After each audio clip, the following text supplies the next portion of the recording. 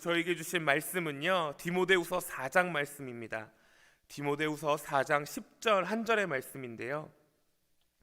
디모데후서 4장 10절 말씀입니다. 디모데후서 4장 10절 한 절의 말씀, 374페이지입니다. 우리 함께 한 목소리로 봉독해서 올려드립니다. 데마는 이 세상을 사랑하여 나를 버리고 데살로니가로 갔고, 그레스게는 갈라디아로, 디도는 달마리로 갔고. 아멘. 중학교 때 친구들과 함께 테트리스라는 게임에 빠진 적이 있습니다.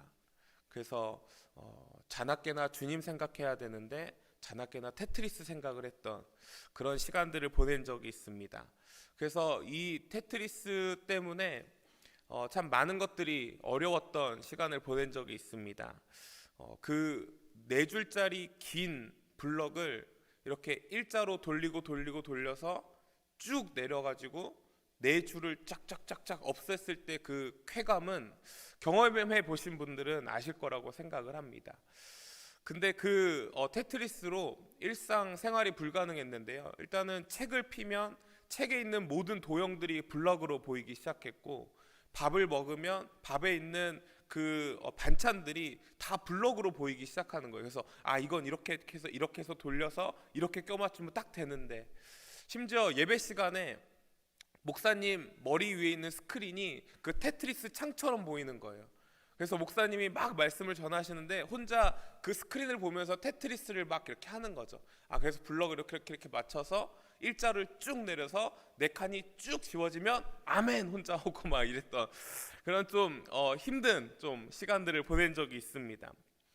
무언가에 빠져진다는 거, 우리가 무언가에 중독되어진다는 건 참 무서운 일입니다. 일상생활을 불가능하게 만들지요. 그래서 그걸로 인해 우리의 삶에 악한 영향을 받습니다. 그래서 무언가에 빠지는 거에 참 조심해야 합니다. 어제 목사님 말씀하시면서 코로나19로 인해 좋은 선한 영향력이 많은 사람들에게 전해지고 있다라고 말씀하셨는데, 그와 반대로 또 한편으로 살펴보면 코로나 기간으로 인해 무언가에 중독되어져 가는 사람들이 정말 많다라는 그 인터넷 조사 결과를 본 적이 있습니다. 특별히 온라인 도박과 온라인 음란물 사이트에 매일 고정적으로 접속하는 인구가 11%였던 것들이 25%까지 증가를 했다고 합니다. 또 7월 한국 중독 포럼이라는 그 갤러리에서 조사한 결과 코로나 기간 휴대폰 사용 시간이 늘었는가 줄었는가를 조사한 결과를 보면 50% 이상이 휴대폰을 하는 시간이 훨씬 많아졌다라고 대답을 했다고 합니다.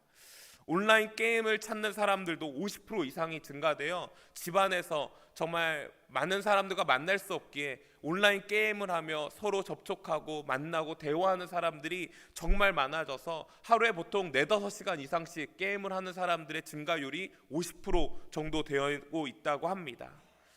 집에서 모두 게임과 SNS 또 채팅으로 많은 사람들과 대화할 수밖에 없는 상황에 대한 결과라고 생각을 합니다. 이것에 대한 원인이 무엇인지 조사를 했더니요, 비대면 사회, 사회적 거리두기로 인한 우울증과 고립감, 정신적 불안감 등이 그런 것들에 대한 두려움으로 인해 다른 사람들과 만날 수 없는 상황으로 방법을 해결하려는 무언가에 빠지고 무언가에 중독되어져서 이 시간들을 이겨내야 된다라는 그런 강박관념이 있다고 합니다.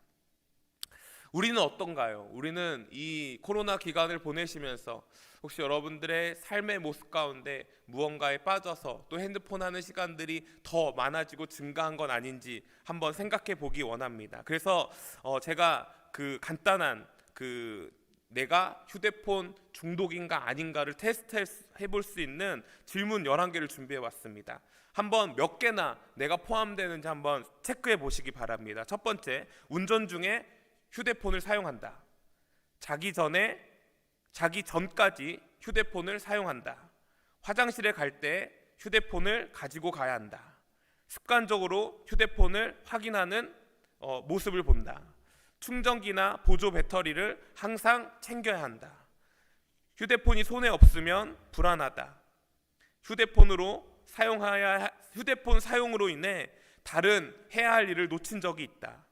일어나자마자 휴대폰을 확인한다. 가족들과 함께 있으면서도 휴대폰에 집중한다. 다른 전자제품을 손으로 터치하게 된다. 길을 가면서도 휴대폰을 보게 된다. 11개 주 중에 여러분들 몇 개나 혹시 내 지금 상황 가운데 적용되어지는 건지. 0개에서부터 3개까지는 안전군이라고 합니다. 그런데 4개부터는 위험군이고 6개 이상이면 중독군에 포함된다고 합니다. 우리가 생각해 보면 쉽게 무언가에 빠져 있는 내 모습을 볼 때가 있습니다.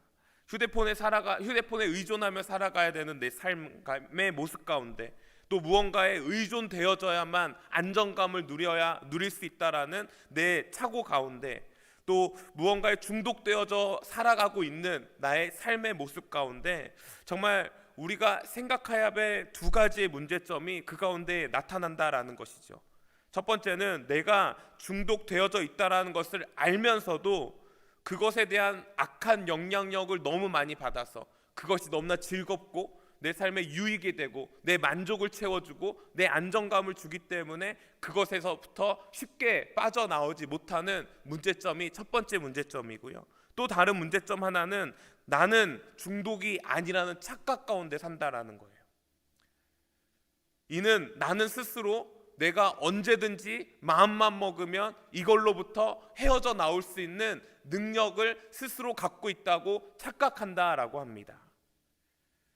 이러한 중독을 돌아보니까요, 또는 내가 무언가에 빠져있는 내 삶을 돌아볼 때 결국 우리들의 탐심에 문제가 있다라는 것을 볼 수 있습니다. 지난 화요일 목사님께서 새벽 시간에 말씀 전하시면서 탐심이 모든 죄의 근원이다라는 말씀을 전해주셨는데 또 중독에 대한 무언가에 빠져 사는 것 또한 사실은 우리의 욕심이 들어가 있다라는 것을 볼 수 있습니다.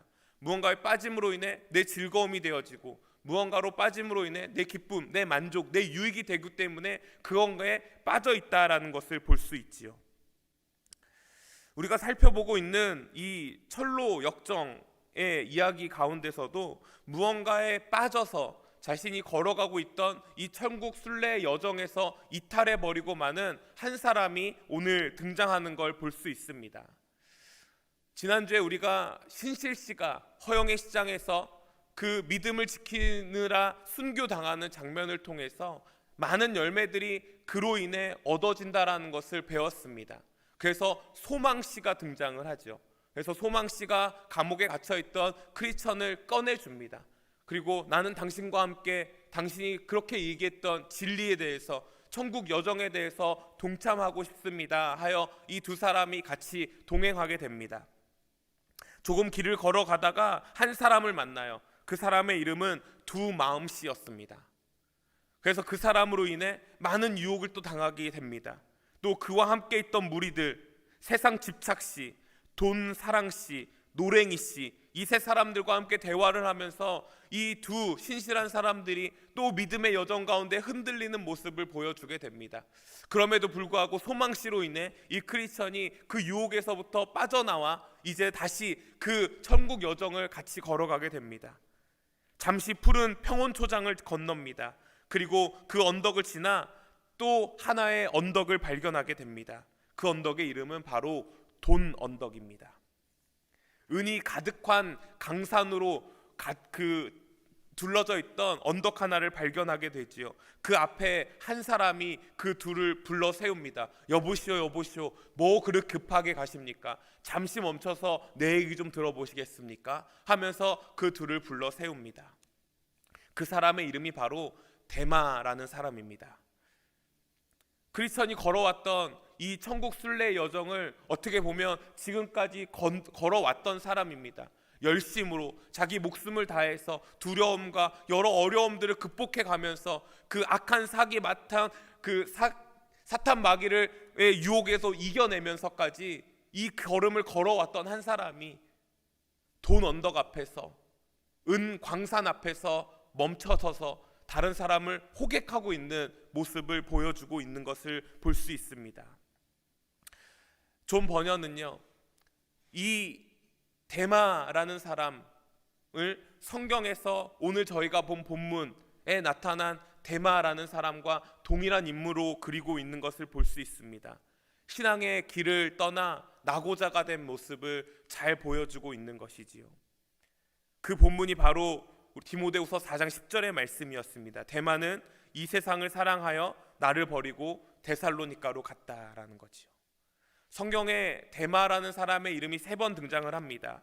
이 사람은 데살로니가 출신으로 신학자들은 이야기합니다. 바울이 전도 여행 데살로니가에서 바울이 복음을 전하는 일로 인해 이 데마라는 사람이 회심을 하고 그리스도를 개인적으로 영접하고 예수님을 쫓는 일을 선택을 합니다. 그리고 바울 옆에 서서 같이 그 전도 여행을 쫓아다녔던 사람으로 우리는 알고 있습니다. 그 이름의 뜻이 통솔력이 있는 이라는 이름의 뜻을 가지고 있어요. 그래서 정말 적극적으로 바울의 전도 사역에 동참되어져서 많은 사람들을 이끄는 데 있어서 열심을 냈던 사람으로 볼 수 있습니다. 빌레모서 1장 24절에는요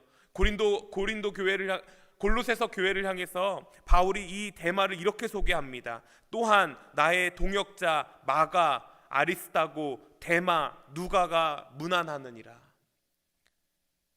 여러분, 바울이 자신의 동역자라고 표현할 만큼 데마는 신실했던 사람이라는 것을 볼 수 있습니다.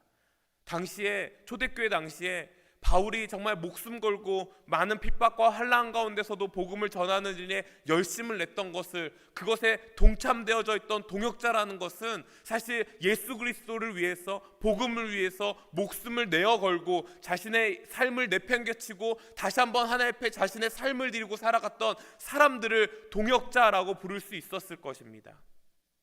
그만큼 복음에 대한 열정과 열심이 있던 사람으로 우리가 기억하지요. 또 골로새서 4장 14절 말씀에 바울은 골로새 교회를 향해서 다시 한번 데마를 이렇게 소개합니다. 사랑받는 의사 누가와 또 데마가 너희에게 문안하느니라. 데마는 바울을 만나 2차 3차 전도 여행에 함께 동참되어졌던 사람, 그렇게 열심으로 복음을 전했던 사람, 바울에게 인정받았던 사람. 신학자들은 바울에게 있어서 누가와 데마가 마치 오른팔과 왼팔의 역할을 했을 거라고 이야기합니다. 모세에게 있어서 아론과 훌의 자리에 있던 사람들 같이 바울을 열심으로 돕고 함께 기도로 동역하고 바울과 함께 같이 걸어갔던 사람. 그런데 이 3번째로 오늘 데마가 이 본문에 언급되어지는데, 이 본문에 보면은 데마는 세상을 사랑해서 바울을 떠나 데살로니가로 돌아간 사람이라고 표현하고 있는 걸 볼 수 있습니다. 무슨 일이 일어났을까요? 빌레몬서에서, 골로새서에서 그렇게 나의 신실한 동역자로 불렀던 그 데마가 어떤 일이 있었기에 바울을 버리고 예수를 버리고 등지고 세상을 쫓아서 데살로니가로 돌아갔을까요? 오늘 이 말씀을 통해서 우리가 걸어가는 이 순례 여정에 데마처럼 이탈되어지지 않고 낙오자가 되어지지 않고 끝까지 이 믿음의 여정을 걸어가기 위해서 우리 가운데 필요한 믿음의 자세를 한번 살펴보려고 합니다. 먼저는요, 데마는 항상 좋은 길, 인기 있는 길을 추구했던 믿음의 소유자였던 걸 볼 수 있습니다. 뉴욕의 리버사이드 교회의 해리 포딕스 목사님은 이 데마를 표현하면서 이렇게 표현했습니다. 데마는 복음의 양지만을 찾아다니던 사람이다. 복음의 양지만을 찾아다니던 사람. 양지만을 추구한다라는 것, 이것은 곧 좋은 것만 추구했다라는 것입니다. 이 데마의 또 다른 이름이 인기 있는 이라는 뜻이 있습니다. 그 이름에 따라서 인기 있는 곳에만 자기가 머물기 원했던 사람이었던 거지요. 어떻게 보면 초반기에는 바울을 만나서 자신의 인생에 정말 180도 달라진 예수 그리스도가 유일한 구원자임을 믿음으로 고백해져지는 인격적인 만남을 했을 것입니다. 그리고 정말 열심히 바울을 쫓아다녔지요. 자신의 목숨을 내어 걸고서라도 예수의 능력 때문에, 예수의 복음 때문에 능력도 체험하고 기쁨도 체험하고 감사도 체험하고 죽어져 가는 영혼들이 돌아키는 그런 많은 역사들을 경험했을 것입니다. 그러니 얼마나 많은 사람들이 바울과 그 옆에 있던 자기 자신을 높여주고 칭찬하고 대단한 사람이라고 그렇게 인정받는 사람이 되었던 것이지요. 그런데 그렇게 바울에게 인정받았던 사람이, 사람들에게 칭찬받았던 사람이 정말 극한 고통과 고난의 자리가 자신에게 찾아오자 이 데마는 복음을 버리고 예수를 등지고 바울을 버리고 세상을 사랑해서 데살로니가로 가버린 사람으로 나타나고 있는 것을 볼 수 있습니다. 이 데마는요, 바울이 1차 로마 감옥에 투옥될 당시에 옆에 있었던 사람으로 기억이 됩니다. 그런데 문제는 이 디모데후서는 바울이 2차 로마 감옥에 갇혔을 때 이 편지를 쓴 내용인 것을 보아 1차 감옥 투옥을 하는 모습, 바울의 모습을 보고 데마는 이 어려움이, 이 고통이 어떻게 보면 정말 죽음의 순간이 나에게도 닥쳐올 수 있다라는 두려움이 마음 가운데 찾아오게 된 것입니다. 그리하여 1차 감옥 투옥에 있는 상황과 2차 감옥 투옥에 있는 상황 가운데 변화가 일어났던 것이라고 신학자들은 이야기합니다. 그리하여 그 중간 상황 가운데 결국 데마는 바울을 버리고 돌아갔던 모습을 볼 수 있지요. 우리가 항상 기억해야 될 것은 복음의 양지만 쫓아다니는 사람들, 복음의 좋은 것만 쫓아다니는 사람들, 내 잘됨과 인기와 명예와 자랑만을 위해서 복음을 이용해버리는 사람들의 모습이 결국 나고자의 모습으로 나타난다는 것을 우리는 기억할 수 있어야 합니다. 사랑하는 성도 여러분, 우리가 추구해야 될 길은 항상 좁은 길입니다. 항상 의를 위해 핍박이 있는 곳이어야 할 것입니다. 십자가의 길, 예수님께서 걸어가셨던 그 길을 우리가 선택해 걸어야 될 줄 믿습니다. 좋은 것만 나타나고 평안만이 있는 곳, 그것이 예수님이 걸어가신 길이 아니라는 것, 낮고 천한 이곳에 인간의 몸을 입고 이 땅 가운데 십자가의 길을 걸어가시기 위해 많은 사역들을 감당해내시며 끝까지 자신의 제자들을 섬기며 모습을, 고아와 가부를 돌보며 가난한 자의 이웃이 되어지며 친구가 되어진 예수 그리스도의 모습이 우리들의 삶의 모습이 되어야 되지 않을까요? 양지란 없어요. 우리는 빛의 존재입니다. 빛은 이 밝은 곳에 필요하지 않습니다. 빛은 어두운 곳에 필요한 거예요. 그럼 우리가 가야 될 곳이 어디예요? 밝은 빛이 있는 곳이 아니라 어두운 곳에 가서 빛의 역할을 감당해내라고 예수님 우리 가운데 말씀하셨습니다. 우리는 소금 그 자체입니다. 소금은 이미 맛이 있어진 곳에 더해지면 그 맛을 오히려 이상하게 만들어 버립니다. 먹지 못할 음식으로 되어져 버린 것, 너무 짜져서. 그렇다면 우리가 가야 될 곳은 어디예요? 소금이 없는 곳, 썩어져 가는 곳, 부패해져 가는 곳, 더러워진 곳, 그 음지를 찾아다녀야 되는 것이 그리스도인들의 삶의 모습이라는 것을 우리는 기억할 수 있어야 합니다. 우리 믿음의 용기가 오늘 이 새벽을 살아내는 저 여러분들에게 나타나지기를 예수 그리스도의 이름으로 축복합니다. 좋은 길에서 돌아켜 십자가의 길을 걸어갈 수 있는 저 여러분들이 되어지기를 예수님의 이름으로 축복합니다. 두 번째는요, 물질 만능주의를 추구하는 믿음의 소유자가 이 데마였던 것을 볼 수 있습니다. 데마는요, 실질적으로 데살로니가를 떠난 이유가, 정말 바울을 데살로니가로 떠난 이유가 세상을 사랑했다라고 성경은 이야기합니다. 세상을 사랑했다라는 건 결국 세상이 가장 가치 있다고 말하는 그것을 사랑했다라는 것으로 우리가 해석할 수 있습니다. 세상이 가장 중요하다고 말하는 것, 세상이 가장 가치 있다고 말하는 것, 그것이 무엇입니까? 물질입니다. 돈이에요. 돈. 결국 돈으로 못하는 것이 없다고 이야기합니다. 정말 그런 시대를 살아가요. 돈만 있으면 다 할 수 있는 시대를 살아갑니다. 정말 이 사실이 사실 우리 그리스도인들에게 참 무서운 소식입니다. 요즘 초등학생들에게 있어서 어이없는 그 시험 답안지가 인터넷에 많이 있는 것을 볼 수 있습니다. 그래서 그 가운데 몇 가지만 소개해드리자면, 오랜만에 할머니가 용돈을 주셨습니다. 무엇라고 대답을 해야 할까요?